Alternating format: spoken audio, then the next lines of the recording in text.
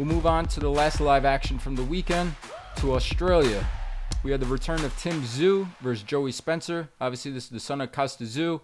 Tszyu has lost 2 fights in a row and made his return back and had the right opponent for his return back in his home country. Bingo! PBC's Joey Spencer.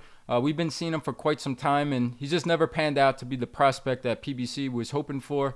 And at this point, to me, he's become what we saw last night, a guy who's outgunned and is an opponent. It maybe took a round or two for Tszyu to shake out some cobwebs from the past after first return since being knocked out.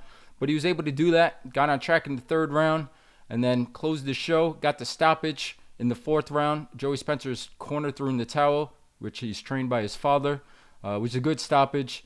What'd you think of the return of Tszyu? And it seems like we're setting up Tszyu versus Keith Thurman next. We've touched on that after Thurman's last fight, but if you want to just touch on that again. Yeah. Like I said, bingo. It's all about the matchmaking. Give that man a cigar and a stuffed animal, whatever they got up there. What do you got up there? You got bears, you got seals, you got, what do you got? All right, come on, give my man. I used to do that when I used to take you to the fairs when you were little, and you loved it. Look, all about the matchmaking. This time they got it right. His last fight, forget about the loss to Fedora. The blood really had everything to do with the cut. So I'm not even going down that road.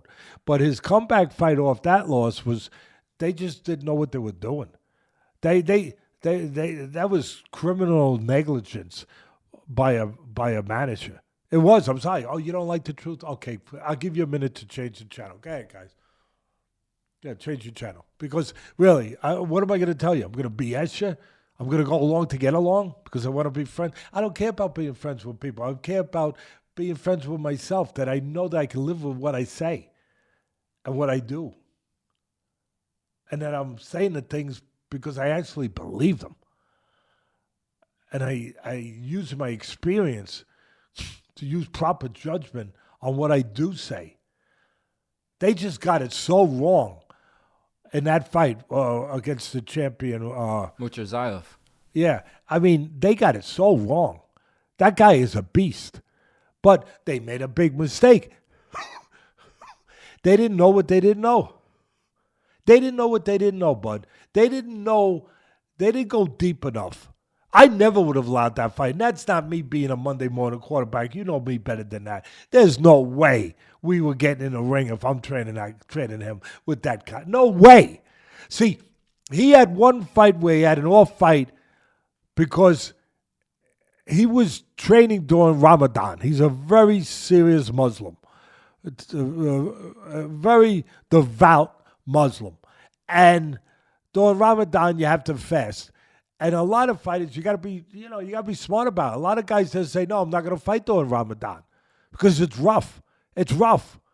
You're not getting your right nutriment. You're training hard. You're not getting the right things in you. So he was off in that fight.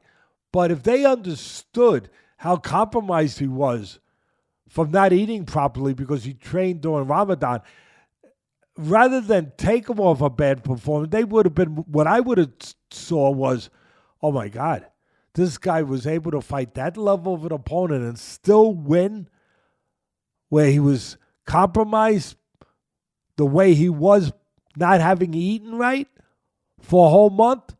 Oh no, I don't want that guy. I don't want to go near that guy. I hate to see that guy when he's 100%.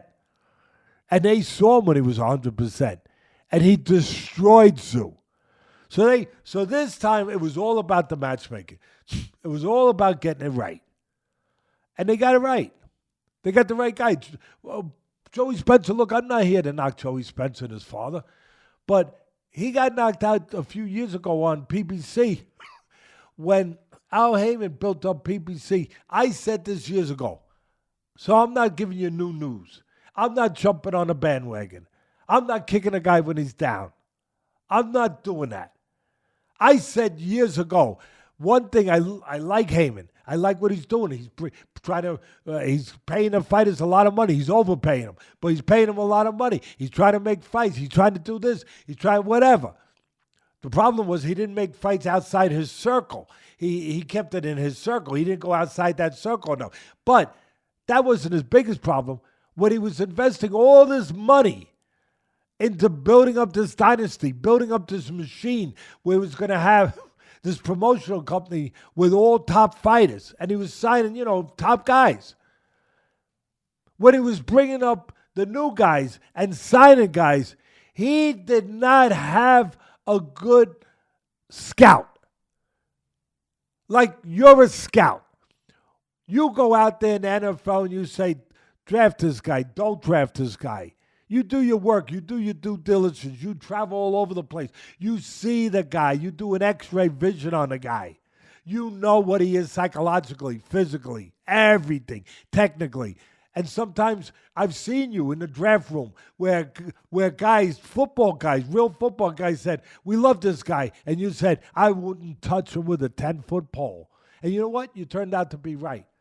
Because you scouted him, because you saw what you needed to see. Heyman never, with all the money he spent, he should have spent money on finding a scout. And there's not a lot of them in boxing. But find a scout, someone who actually knew talent. Find the talent evaluator. He never did that. So he started signing these guys up because they look good. They were, and when it came time to fight somebody, he had a terrible surprise. They weren't that good. Joey Spencer, when it came time to fight somebody, he got knocked out. He wasn't as good. He's a good-looking kid. He's a game kid. He's a tough kid. He's all those things. But he wasn't the kind of prospect that you want to invest that way in, where down the road it's going to pay off. And when he stepped up a little bit, he got knocked out. He was the same guy last night. He was no different. He won some fights. He got past that. He's got heart. God bless him. But he's still a guy. He's not a puncher. He's not ultra fast. And he's not hard to hit. He's right in front of you. And he chose the wrong fight. He chose to fight right in front of Tszyu. I'm not saying Tszyu's a monster, but he decided to stand right in front of a guy where he's got a bow and arrow and the other guy's got a gun. You don't stand in front of a guy with a bow and arrow because you got to pull the string back, fellas. You got to pull the string back. And by the time you pull the string back, he fills you with 10 holes. Yeah, Rich. Yeah. It's that simple. He chose to fight in front of this guy. He's got a handgun. The other guy's got an automatic rifle. And he's in front of him, and Tszyu took it easy the first couple rounds to get his bearings, to get his distance, everything else. And Tszyu got hit a couple shots. It made him happy. Oh, Teddy, what did you just say? Are you nuts? It made Tszyu. Yeah, it made him happy because he knew, first of all, he's not a big puncher, Spencer. He knew if he hit him, he could hit him. He knew he was fighting the wrong fight. Oh, he's right in front of me where he caught. He's right where, wait, he hit me? I can hit him. And I hit harder. I hit faster. I hit shorter. Tszyu's a good offensive fighter. That's one thing he is. He throws beautiful short combinations. He's got fast hands, and he's got power. And he places his punches pretty damn well. And, man, he had a field day. He had Spencer right in front. Game kid. Right in front of him, fighting the wrong way, fighting in the tiger's cage, in the lion's cave. Went right in the lion's cave, right in front of him, throw, and now Tszyu came right back. The difference, what I said, Tszyu's punches, they came back faster, in combination, and hard. And he destroyed him. And the other thing that Spencer doesn't do himself any favors, he's right there, game, right in front of him, throwing, and he don't move after he punches. He throws the punches, and he's right there, straight up stationary to receive. He tries to block, but you can't block them all. You got to move your head or you got to change your range.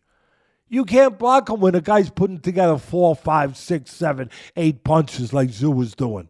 You're not going to block them all. They're going to get through. And they got through. And that was the end of the night. But it was the end of the night when they signed the contract. Because they got it right. because Tszyu's people finally understood who the right opponent needed to be and what it needed to be. And it was Joey Spencer, unfortunately, for him. And that's what it is.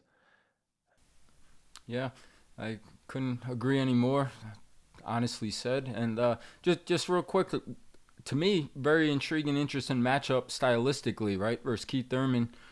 How do you see that one? Is that a fight, if you were the manager, do you take on Thurman, or are you looking elsewhere? No, at this point in his career, you can't turn down Thurman. Former world champion, looked good his last fight, I know, and all that.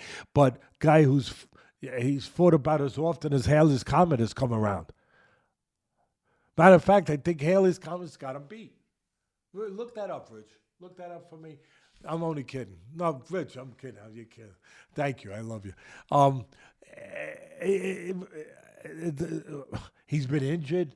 Listen, Thurman was a world champion. I thought he was going to be the face in boxing at one point. I really did. I said that on ESPN years ago when he was undefeated and he was world champion. But he's a guy who's had injuries. He's a guy who made a lot of money. He's a guy who just has not fought.